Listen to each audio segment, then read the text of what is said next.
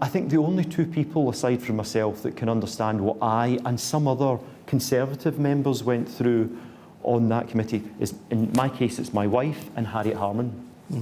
The two of them really understood the pressure that we were under.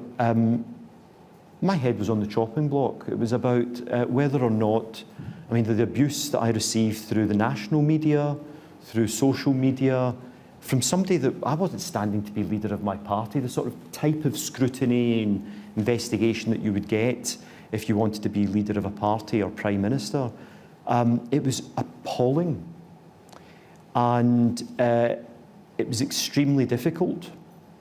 And there was also an element of temptation, I think I'm going to be quite frank, because if you allowed, we have an adversarial system and you want to beat the opposite party.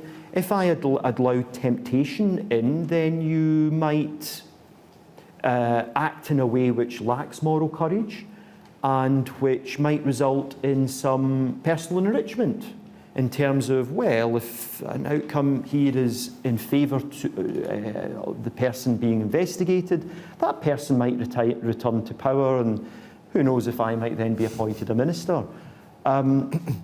It's entirely human to have thoughts of that ilk, but it would be very wrong to adjudicate on that basis. But unless you've gone through a process like that, and I had never in my previous profession as a solicitor ever put my head on the block to that extent, but unless you've gone through that, you don't really understand the toll it takes on your mental health and well-being.